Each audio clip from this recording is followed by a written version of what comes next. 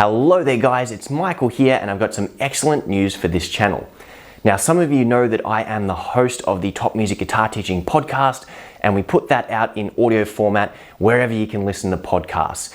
The great news I have to share is we are bringing the video format of that podcast to my YouTube channel. So if you prefer watching long conversations with guitar teachers about really exciting, groundbreaking stuff in the space of learning how to play guitar, then this is going to be really exciting for you.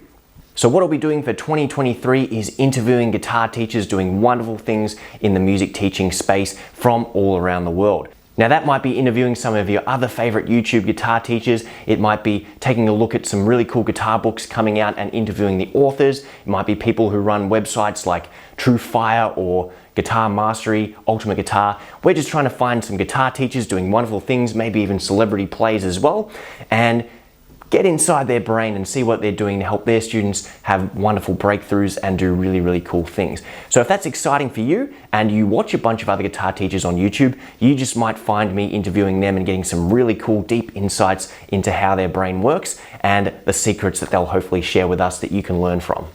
If you prefer audio podcasts, then by all means, keep listening to Top Music on your favorite streaming service.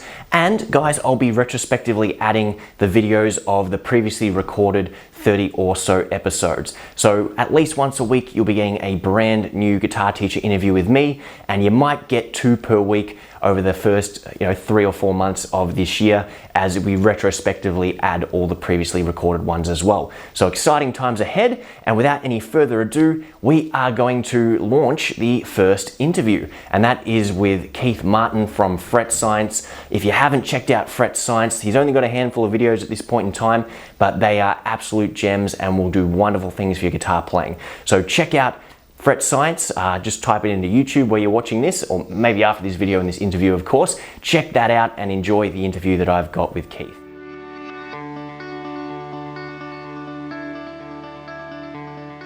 Hello and welcome to another exciting episode of the Top Music Guitar Teaching Podcast.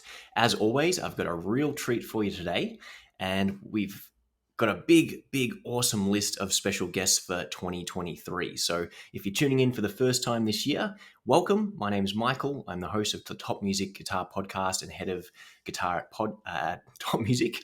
And of course, what we try and do at Top Music is take the knowledge from the people who have awesome teaching experience and brand new ideas and are doing really well in their business or with their students or online via YouTube, and help distill that knowledge down into something that's going to help you move the ball forward with your teaching.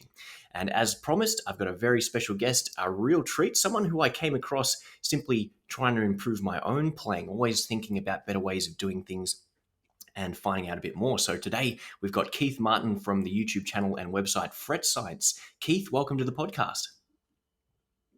Thank you, Michael. It's great to be here. It's great to have you. So Keith is located in Boston. I always muck up this state when I say it, Massachusetts. Did I say that one right? Massachusetts, yes. So we've got Keith from obviously Boston. Do you teach in real life as well, Keith, or do you just run your YouTube channel? So I have not been a teacher for long. I just started teaching a little bit. Well, I taught my daughter. I gave her a few lessons a few years ago, and then she was sort of off and running. And I took on a few students this past fall when I was sort of beta testing my ideas before starting to make videos. So I don't have a ton of teaching experience, but I have a lot of sort of professional presentation experience through my day job. Yeah, that's really, really cool. And I don't think I've ever been in the position where someone's gone, yeah, I'm going to test out my ideas on my real students for YouTube. Normally I get some cool ideas off YouTube and then try them out with a real student. So it's a very interesting perspective there. And I came across your videos maybe, I think just before Christmas or maybe the first week of January. And I just saw this video and I was like, wow, this guy is taking a really awesome approach that breaks it down into really simple terms and takes something which is often a really, really confusing topic for people and breaks it down into bite-sized pieces and makes learning guitar way easier than it generally is. So you definitely get kudos from me for that. And that's why we're here trying to figure out what is this awesome stuff you're doing and what's led to it. So can you maybe give us a brief overview of your journey so far? You've described yourself as a self-taught weekend warrior, doing a bit on the side around about your main job, and how you've taken the perspective of a computer scientist or computer science engineer and applied it to fretboard and learning guitar. And now here you are with your own YouTube channel and website teaching thousands of people, because I've seen you've done really well with the view count on some of your videos. So why don't you give us a brief overview of that long, all-encompassing journey there? Excellent, sure. So I've been playing guitar since the mid 80s when I was a teenager. So I played guitar for about 30 years by basically memorizing finger positions from tablature. I never really internalized the notes of the fretboard, but I sort of showed how far you could go with that approach. I was able to, learn challenging songs, and I played in cover bands that played everything from, Randy Rhoads with Ozzy Osbourne to Eddie Van Halen, and lots of things in between, lots on the hard rock spectrum. And so I could play things, but I didn't really understand what I was playing. And a few years ago, I decided that I wanted to buckle down and learn the fretboard and maybe learn to improvise. And I went out and I was reading all these books and watching all these videos. And I realized that there's just an insane amount of memorization that's required, all these patterns that have to be internalized. And I hate memorization. And so my computer science brain kicked in and I started looking for shortcuts and I found some. And so for a couple of years now, I've had this idea that maybe I'm onto something that's a little bit different from how other people have thought about the guitar. And I wondered if it's something that was going to help other people. And so, as I mentioned last fall, I took a few students, started a blog, and after a few weeks of putting posts on the blog and posting them on LinkedIn and other places where who knows why guitar players would go to LinkedIn for lessons, but a former colleague of mine, Dan Barry, who was the CEO of Riff Station, they were acquired by Fender a while back, and he's been involved in the industry for a long time. He's currently founder of a startup called Guitar App that's doing some really cool stuff. And so Dan reached out to me and he said, "Your blog posts are awesome, but you really need to get that material onto YouTube." And so I took a week off from work at the end of November and started messing around with Keynote of all things on my Mac and creating some animations, and that turned into what you saw and discovered on YouTube.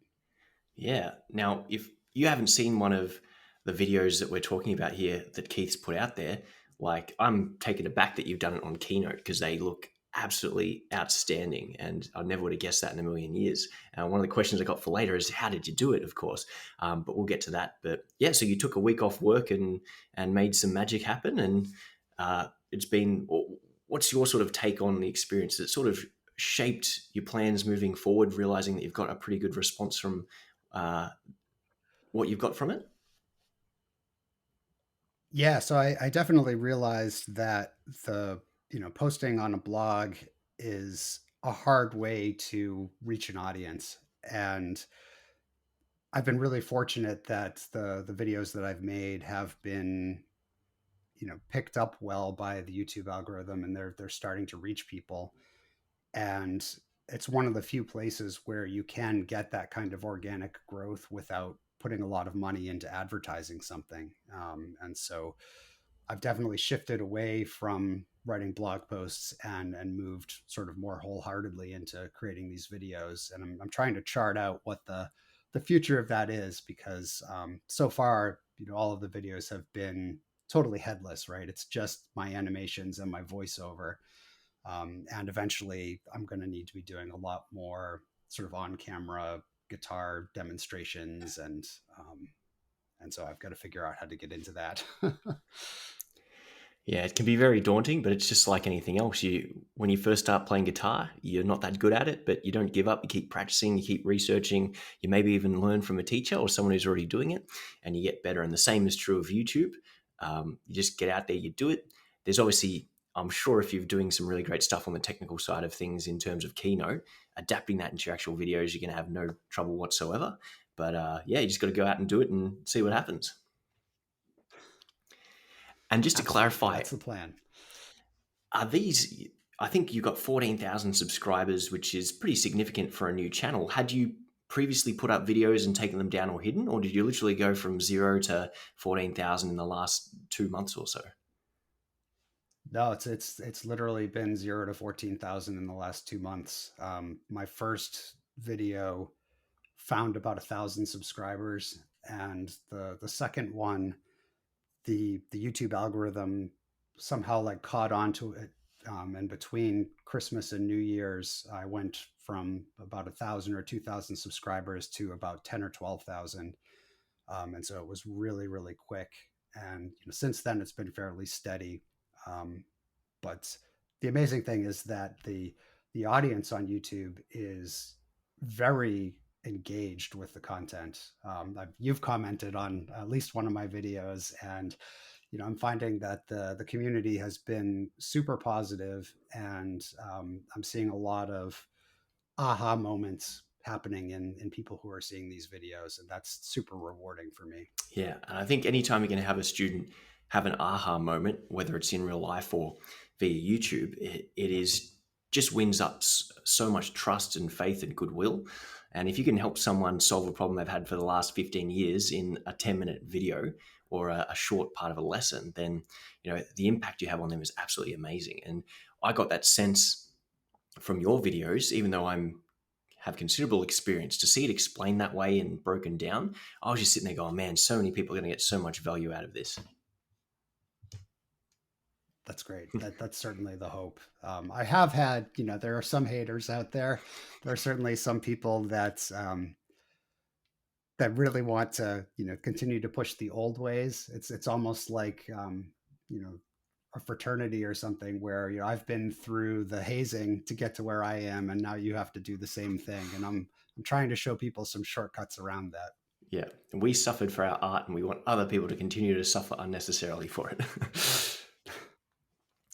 Yeah, there's so many things like that out on the internet. And it's I only really started taking YouTube seriously from maybe the last week of November. And I think some of the feedback you get, like, wow, these are total strangers out on the internet that just give amazingly positive feedback and share how much you've helped them, and they're so nice and kind. And then you get the complete opposite side of the coin with that, where there's people that are just so angry and filled with hate and vitriol, and they've got to go out there and pick fights with people. And yeah, it's just you get the extreme of each spectrum, which is nothing in between, which is somewhat funny all the time. But as long as you keep doing what you're doing, you will get far more people who enjoy what you're doing, who support you, than the haters who are going to detract you down. And as Pepper Brown says, well, go make your own YouTube channel and do your own video. Now, I did want to ask you a few more questions, and part of what drew me to how you've talked about and approached it is saying you don't really like these patterns or this memorization. And one of the big things that so many of my students, and I'm sure this is a universal problem for guitar students the world over, is how do they get more results out of less practice? How do they simplify the process? And I think smartphones and YouTube and instant gratification has made it really easy to shorten our attention spans and want that instant kind of feedback. So how did your computer science background and your hate of repetition lead to your way of learning things and explaining things? So I think we do need repetition when we practice, but I think that often we're repeating the wrong things, or we're repeating things for the wrong reasons. Um, you can certainly learn a scale pattern and run it up and down the fretboard over and over and over again, and that will get it into your fingers, and there's some value in that. But what I think is missing in the way that a lot of people approach learning scales is the understanding of what's going on inside and how the various patterns relate to each other. So one of the insights that I had when I was studying these patterns is that if you didn't have the major third interval between the G and the B string on the guitar, all of the scale patterns are just sort of rotations of each other. They're all just shifted by one string from each other. And when you start to see them in that way, you see that there are sub patterns that repeat. And I've come up with, silly names for that. In the pentatonic scale, I talk about the rectangle and the stack as being these sub geometric patterns that are part of the wider scale patterns. And what I found is that if you think about them in terms of these smaller patterns, they're easier to learn and they're easier to make music with, because if you're playing, for example, the stack, which is one of the parts of the pentatonic scale, and you're playing it in sort of the standard form one position, it's on the A through the G strings, but you can also play that same pattern up on the G, B, and E strings. It's distorted a little bit by that interval between the G and the B string, but they're the same notes and they do the same things musically. So learning how to play something on one should teach you something about how to play it on the other. And that's not often the way that it's taught in my experience. Um, I think that the computer science aspect of it is more just the way that I approach thinking about things. I think about things in terms of two concepts from computer science. Well, one is really from philosophy, but minimum description length is this computer science concept of what's the shortest way that you can describe something so that a computer program could recreate some output that you're looking for.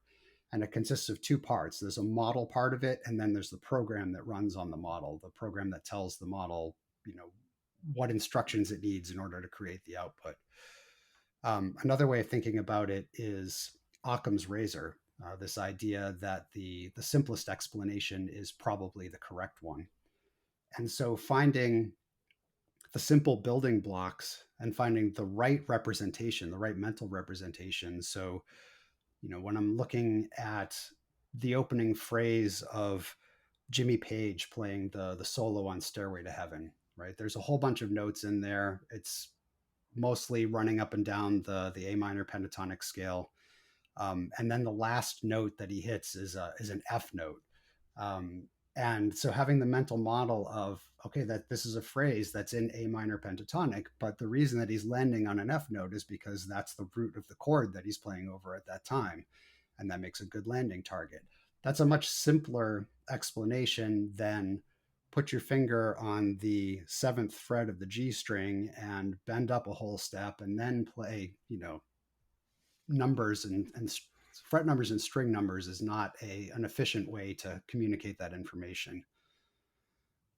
So that's basically the gist, is trying to think about it in a different way that makes it a little bit simpler. And the way that I'm describing it right now is probably making it sound more complex than it is. I think the videos distill it down to something that is about as boiled down as it can get. Yeah, and the sign of a good teacher is someone who can take a complex topic and make it simple, whereas the opposite is where you take a simple concept and make it more complex than it needs to be. And that is clearly evident in a lot of institutionalized guitar education. And I think it's very tricky because there's self-taught people, there's people who've gone through university, there's people who've taken lessons with other great players, and there's just so many ways you can go about learning guitar. But for whatever reason, I definitely want to get into this discussion a bit later on when we get to that point, is there's standardized ways of learning guitar which are very rooted in academia, which go, you must learn this and then this and then this. And it's just so out of touch with modern guitar education, modern education as a whole, and much more better ways of doing things. And as you mentioned on your YouTube channel, there's so many people that want to cling to these older ways of doing things without ever considering, hey, is there a better way? And if you can apply that Occam's razor approach and go, what is the simplest way we can go from A to B and explain it? And that more often than not results in the student having that aha moment and finally getting it. Exactly. So that's the computer science approach and the engineer brain there. What about the cognitive science? So what sort of led to an interest in this, and what are some conclusions you've drawn from taking this cognitive science or learning psychology and applying that into your teaching and your lessons? Yeah, so my interest in cognitive science goes back to the 1990s when I was a PhD student working in computer science, but studying the brain and trying to understand how does the brain make sense of things? How does the human ear pull apart sounds and understand, what is the source of that sound and what is that sound source trying to say? And so a couple of things, concepts that I came across when I was studying cognitive science. One is there's this famous psychology paper from the 1950s by George Miller called The Magical Number Seven Plus or Minus Two. And in that, he introduces this idea of, he calls them chunks. And so he's talking about working memory in the brain and the idea that our working memory can hold a small number of things in mind at one time and manipulate them. And that number of things is on the order of seven. And so our most common experience with that is, back in the days where we didn't have our cell phones programmed with everybody's number, you might have to remember somebody's phone number. And when I was growing up, phone numbers in the United States were 7 digits. And somebody could tell you their phone number and you could hold that in your memory and remember it for a few minutes, until you wrote it down.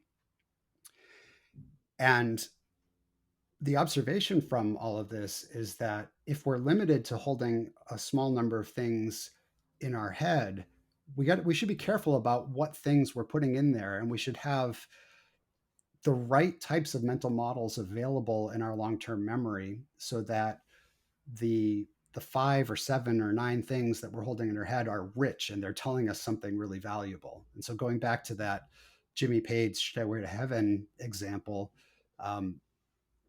representing an entire phrase as being a run up a particular scale and then landing on a root note of a triad is, again, a lot more compact and something that you can remember a lot more easily than all of the notes individually. The other example from cognitive science that I'm a big fan of is Daniel Kahneman had a best-selling book called Thinking Fast and Slow. It was on the top of the bestseller list for years. And in that book, he talks about how the brain has really two systems for responding to things. He calls them System 1 and System 2. And System 1 is fast and instinctual and emotional. It's the sort of the reflex response, and that's where you want to be in music. You want to be in the moment and responding and not having to think about things. System 2 is slower, more deliberative, more logical. And so ironically, what I'm teaching people is the System 2 stuff. I'm teaching you mental models that are compact enough that you can keep them in your brain, so you don't have to write things down on paper and constantly refer to a reference. You can recall them. It may be slow to recall them, but if you practice recalling them over and over again, you're basically transferring those models from System 2, the slow part of what Kahneman's talking about, to System 1, where they become instinctual and really fast. So those are the principles that I'm trying to work from. Yeah, most definitely. And that book, for anyone that hasn't read that, put that one on your to buy list or your to read list, because it is an outstanding publication.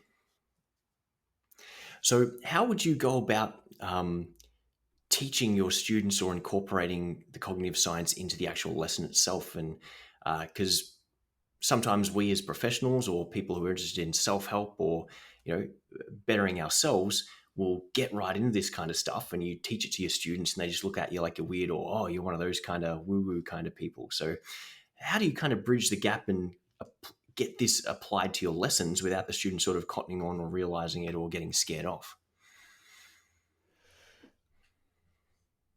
I'm going to sound a little bit like a broken record, but I think that one of the main keys is getting students to the point where they don't have to refer to a whole lot of different diagrams, where they understand things enough that they could recreate those diagrams. They could write them down from their head without referring to something, and eventually get to the point where they can apply them directly from their head to the fretboard.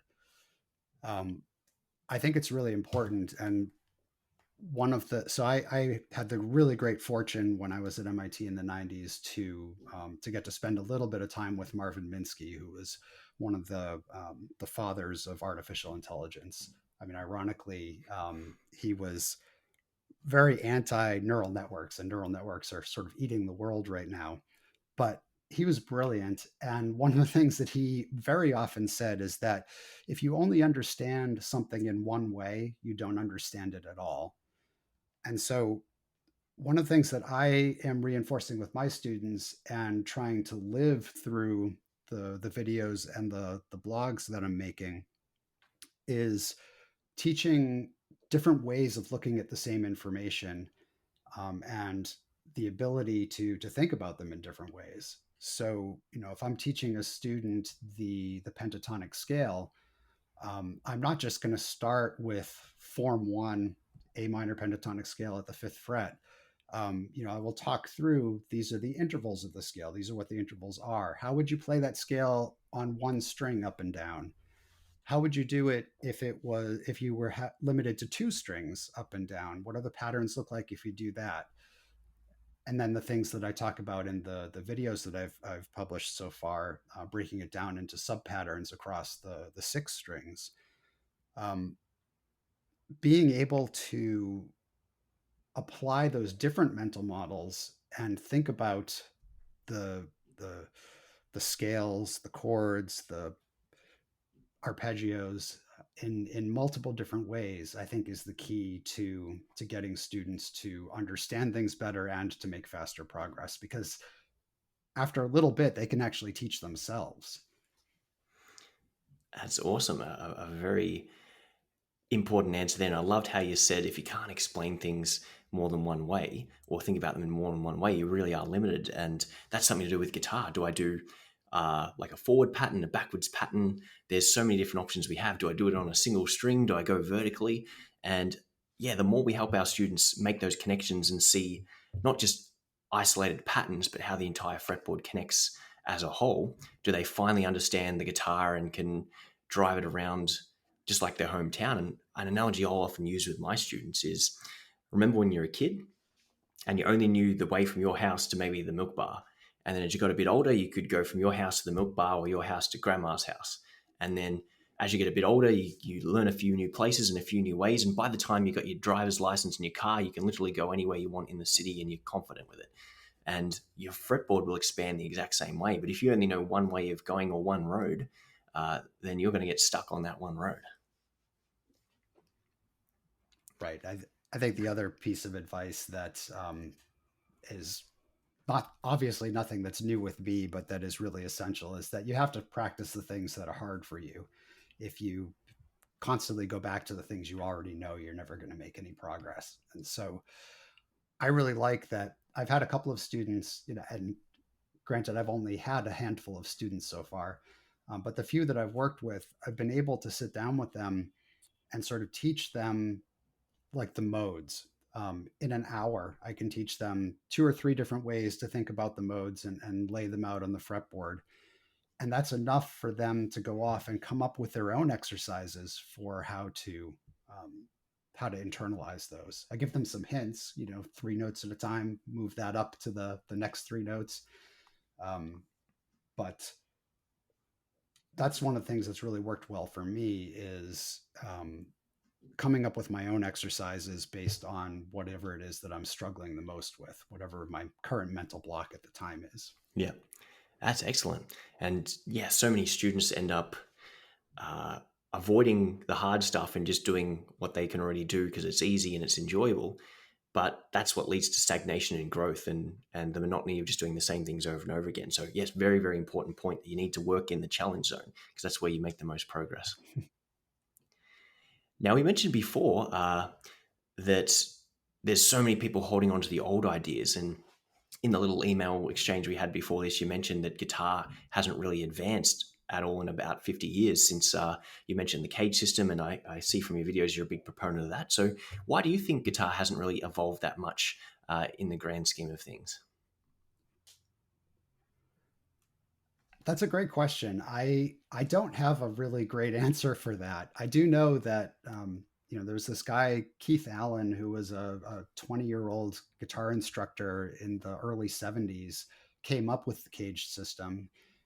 And there was an article in Guitar Player magazine that was profiling the music school that he taught at, where he basically outlined the basic principles of it. And the conceptualization of it hasn't really changed much since then. The way that we teach it hasn't changed much since then. I think that there has been a big missed opportunity in that, and that's what I'm taking advantage of with the little keynote animations that I'm making, is that there are some aspects of these things that you really need to visualize to be able to internalize. Many guitar players are visual learners, and the guitar fretboard lends itself to visual thinking. Um, but learning that stuff from a book with static diagrams doesn't really get you there. And having somebody just explain it to you or demonstrate it on the fretboard, I think also doesn't really get you there. And so some of these things, like my little animations showing the patterns for the scales as they shift from one string set to another, and how the warp between the G and the B strings affects the geometry of that has opened a lot of eyes. And that should be something that's been taught for years and years and years. I've only ever come across it in a couple of obscure books. Yeah. And there's so many cool little things like that. And the cage is almost the macro. The cage system is this big 10,000 foot view of the guitar. Whereas, as you've said, if you dive right into it and you find all these other little patterns that link and intersect, and as to why it is, I couldn't tell you. But what would you say to people who are kind of clinging to that old way of learning? What better ways or more deeper insights? Of course, you've just mentioned one of them, but what other kind of things do you think people are missing out on by sticking to these older ways of doing things?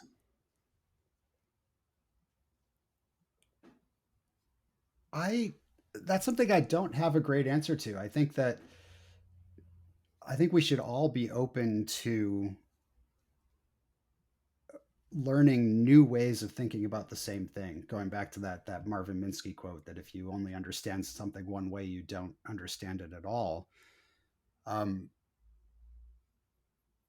I think that if we all have an openness to learning new ways of thinking about things, then we're going to be able to reach more students, because not everybody understands things in the same ways. Some students will require a different explanation than others. And the more explanations that we have in our toolkit, the more effective we can be as teachers. Yes, 100%. And have you, just like a detracting from the thing or getting sidetracked, but have you given much exploration to the 3-note per string systems for learning guitar? Yeah, in fact, that almost was my first video. I think that the 3-note per string system is actually very, very close to the caged system in a lot of ways. And there's so much overlap between them. They get talked about as being competitors, but I think that they are very complementary to each other. For myself, the way that I think about the fretboard, I think in terms of the 3-note per string as I'm going horizontally on the fretboard. When I'm playing more in position and I'm trying to go back and forth between like the pentatonic scales and the modes, then I would use the caged scale shapes. But really, I don't think about them in terms of the scale shapes. I think about them in terms of the smaller patterns that repeat as you go across different strings. Right. The 3-note per string scale is really just a 7-string repeating pattern. And it gets presented as this is the Dorian 3-note per string, just because it happens to start on the second scale degree of the major scale on the low E string. But if you understand the pieces of that 7-string repeating pattern, you can play any of the modes with that pattern, and skilled guitar players do. This is not news to anybody, but I think beginners end up internalizing an oversimplified version of that, where okay, there's 7 different patterns, and that one's the Dorian one, that one's the Phrygian one, and so on, which is wrong. Yeah, most definitely. So And it's interesting how the whole guitar community, teachers or just players in general, are so divided, and it's us versus them, black versus white, when it comes to be the cage versus 3 note per string systems. Whereas if you just learn both and apply them to the situation which best suits one or the other, you can get so much more out of playing. totally agree. And I think the split between 3 notes per string is for the shredders, and caged is for everybody else, I think is completely wrong as well. Yeah, and that's just if you're playing Jimi Hendrix kind of stuff, or that late 60s, early 70s where they're using primarily cage-based ideas, then the best way to get that sound and to make it easy for yourself is to learn the cage system and apply it there. Whereas if you are getting more into that sort of shred kind of stuff with the 3 note per string scales, the sequences, and of course putting the arpeggios and the sweeps over the top, then yeah, 3 note per string system is definitely the way to go. But why not both? Exactly. Awesome. Now, in terms of creating your own YouTube channel, what made you decide to go? And I know you kind of touched base on this before when you mentioned someone else you worked with sort of gave you the nudge, but what ultimately led to you maybe first starting a blog? So I'll back up a step here. My understanding was you were blogging and creating articles, and you got a bit of interest, and then you transitioned to a YouTube channel and a website. Yeah, that's right. It really started about 2 years ago. So I had these breakthroughs for myself, and I really had this feeling that I was onto something new that could potentially help other people. And I started talking. I used to work at a company that had a lot of musicians around. And so I would chat people up and try to explain my ideas. And I wasn't very good at it back then. And I still wasn't entirely sure if I was onto something. And and so a few months ago, I decided to just take a plunge, and I put out the word in my local network that I wanted to take on a few students and try out some ideas. And I started writing these blog articles, and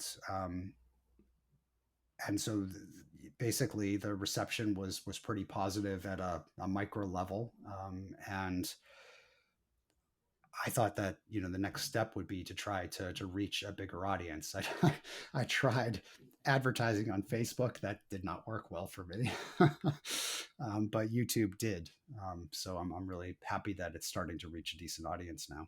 Awesome. And is the plan moving forward to continue growing the channel, to create courses, or to just is this just a hobby thing that you're doing on the side? So it's a hobby thing for now. I've sort of dreamed for a while that this could be my sort of passion project in retirement. I'm a few years away from that at the moment. So for now, it's definitely a part time, again, sort of weekend warrior type of thing for me. But it's super motivating that people are embracing it, and that's definitely causing me to spend like every waking hour thinking about it. Yeah, that's awesome. And in terms of the process, I know you've mentioned you're using Keynote and just the PowerPoint style presentations there. So what's the creation process? Everything from conceiving the idea right up to hitting upload that goes into creating one of your videos. So one sort of secret ingredient in this is that I spent a few weeks earlier this year writing some software for myself that to generate fretboard diagrams. I wanted to write some software that would let me, in 1 or 2 lines of code, say that I wanted a 3 note per string scale pattern starting on the fifth fret in this key or whatever, and have it print out something that was really pretty nice. And so I spent a lot of time writing the code in such a way that I could specify the types of diagrams I was going to need to explain these concepts. And that has made it easy for me to, if I have an idea for something that I want to animate, with a few lines of code, I can generate the pieces of the diagram that I need and pull them into Keynote. And then one of the things that really distinguishes Keynote from PowerPoint is the magic move transitions between slides, where it basically just matches objects from slide to slide and makes smooth transitions between them. And so I've dived sort of deep into the animation controls in Keynote to try to make things smooth and elegant. And it's pretty amazing what you can do with a tool that was not meant for this purpose. Yeah. And as I mentioned a bit earlier in the podcast, when you first told me it was just Keynote, I was like, no way, this looks like it's, very high budget animation going into this. Yeah, the first 4 videos are literally just a Keynote slide deck, and my audio is all, my voiceover is all done in one take. I sit down, I hit screen record, capture the whole thing, and it's done from a script. So I write my script on the side and try to make it as clear as possible, and that's where I spend the bulk of the time. So each of these videos has taken me about 20 hours to create, and I would say that a third to a half of that time is spent on coming up with the story, making it clear, understanding exactly what animations and diagrams I need. And then I'll spend another third of the time, or if not more, on making the animations. And then the recording and mastering process is very quick. That's like an hour or two to basically rehearse it a couple of times, make a recording, tweak the audio, and cut out some of the awkward silences if I have them. But it's pretty straightforward. Yeah, very cool. So a really big, obviously, investment in time. But when you think about, I think one of your videos has like 57,000 views on it or something similar. And, times that by 10, you've obviously got a huge return in the amount of view hours on what you've put in there. Yeah, it's thousands and thousands of hours that people have spent watching them, which just, it boggles my mind, the kind of reach that you can get with a platform like this. Yeah, that just, it's so hard to fathom like how much time just accumulates with people watching your videos. There's some crazy numbers on the back end. Absolutely. And did you have to invest a lot into researching and learning how to use Keynote, or is that something you kind of had on the side from your day job carryover? No, it's definitely something that so I've been an engineer for going on 30 years. And for the last, say, 7 or 8 years of my career, I've been primarily an engineering manager. And in my former job, I was spending a lot of my time is making compelling presentations to try to convince the stakeholders to take a particular course of action. And so I got pretty good at making presentations that were highly visual, not a lot of text, and hopefully a little bit emotionally compelling. And so I've been able to leverage those skills that I built up, which is nice, because I'm definitely not the most natural on camera personality.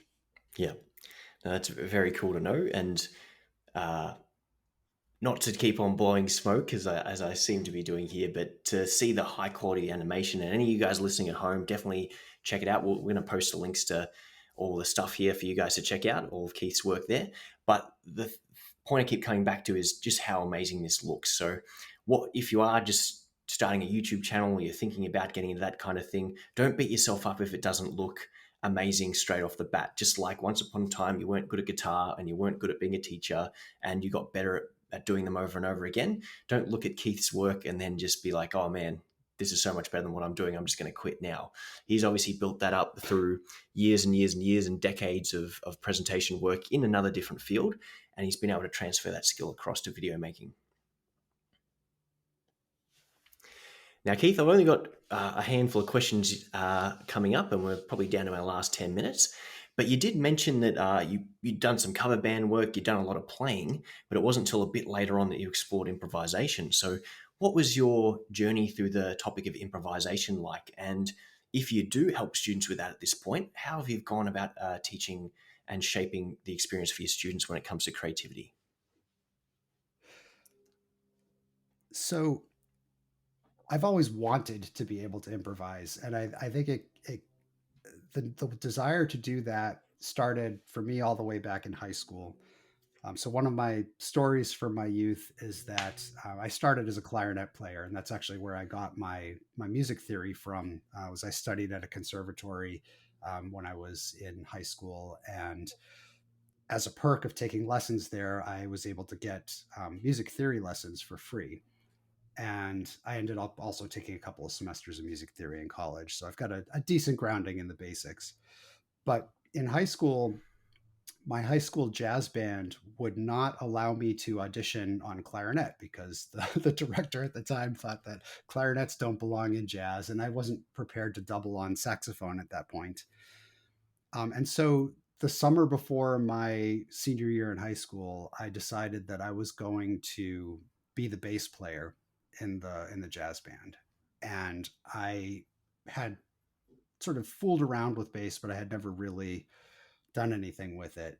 I got the couple of charts that I needed to learn to be able to audition, and I taught myself to read on bass guitar, mostly just first position stuff, because I still didn't know the rest of the fretboard very well. And I got into the jazz band. And so we started rehearsing and performing, and most of the charts at that level were all written out. I didn't have to, craft my own walking bass lines or anything. But there was one tune where there was a section that was requesting a bass solo, and what I played was pretty horrific, and it ended up being very similar every time we performed it because I just knew a few tricks and I didn't have any good ideas, and so I knew that I really wanted to get better at that. And when I switched over to guitar after I graduated high school, I always had in the back of my mind that that's what I wanted to do, but I didn't know how to get there. And so I ended up reading a lot of things. One book that I came across actually just a few years ago that helped me a ton is by a Berkeley guitar instructor named John Finn. I've got the name of the book here. It's called Advanced Modern Rock Guitar Improvisation. And that was actually a lot of the insights from that book led to what I'm presenting now. I've simplified it a little bit from what he talked about, but I've come to have this mental model for improvisation, which is that when you're playing over a set of chords, at any point in time, you need to know what the chord is that you're playing over as sort of a basic. And for wherever your fingers are on the fretboard, you should be able to instantly find where the root of that chord is, where the relevant intervals are around that root, where arpeggios and scale fragments are in that neighborhood. It's almost like the fog of war in a video game where the things that are right around the area you're focusing on are very clear, and you can see all the details. And then when you get beyond a certain distance, everything is sort of grayed out. And that's the way that I imagine that an improviser sees the fretboard. Um, I actually had a funny email exchange when I was in grad school with Mike Keneally, who's the fantastic guitar player. He played with Frank Zappa in the 80s and has had an amazing career since then. He's one of the freest guitar improvisers that I've ever encountered. Basically, he hears something in his head and he can make it come out on the fretboard. And so when I was in grad school, I had an email exchange with him because at the time he was active on Usenet in one of the news groups that I was following. And I asked him about improvisation. And my theory at the time was that the way that people improvise is they have a catalog of licks that they know, and they are very good at applying the right licks in the right context in order to string something together that becomes a solo. And Mike Keneally basically slapped me down. He said, "That's not at all how it works." And I think he's right and wrong at the same time, Yeah, because I yeah, think a lot of improvisers do a lot of that. Um, but that sort of set me on this direction of I really need to understand things at a more fundamental level. And unfortunately for me, it took me 25 years to since then to start to make some decent progress on that. And I'm still a mediocre improviser, but I do feel like I now understand what are the things that I have to work on in order to get better at that. And it goes back to that Daniel Kahneman, um, system one and system two, right? I have the system two working where I know where my roots are. I know where all of my intervals are and where my scale fragments go around, in that neighborhood of the fretboard. And I'm working now on training system one to be able to do that basically intuitively. And that's just lots and lots of repetition. yeah, definitely. And yeah, it's interesting that he sort of slapped you down with that answer. I wouldn't say he's 100% correct, but he's not incorrect as well. And I think it's almost like there's different tiers to improvising or different levels, and that is a level where yeah, you learn a bunch of licks and you regurgitate them in different orders or match them to different contexts, and that's a very valid way of improvising. But there's that whole other level where people are just spiritually connected from a greater power or the universe to their instruments, and it's just a flow of consciousness, and that's where the true masters lie. But sometimes we may have to adopt their thinking to get to the level that they're at. Yeah, we can't all be Guthrie Govan. Yeah. No, we cannot. But Keith, it's been an absolute pleasure speaking to you today. My last question for you before you tell us where we can like and subscribe and follow you is if you had one last little bit of wisdom to impart on our listeners, what would that be? I think it's that you could never have too many ways of understanding something. If you see something that looks like a new way of thinking about something you already know, don't dismiss it because you already know how to do something. Take a look at it and see if you can internalize it and maybe see the thing that you think you understand in a little bit of a different light.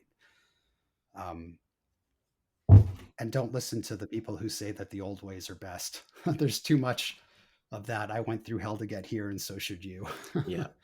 No, some very, very solid advice there. And yes, we always want to be looking for better ways of doing things. And just because someone's done it for 100 years doesn't mean we should keep persevering for another 100, especially if there's a better way of doing it. So, Keith, thank you so much for coming on the Top Music Guitar Teaching Podcast. Listeners can find you at FretScience.com and your YouTube channel. And is there any other social media you want to tell us about? I'm also on Facebook, but the FretScience.com and YouTube are the two big ones.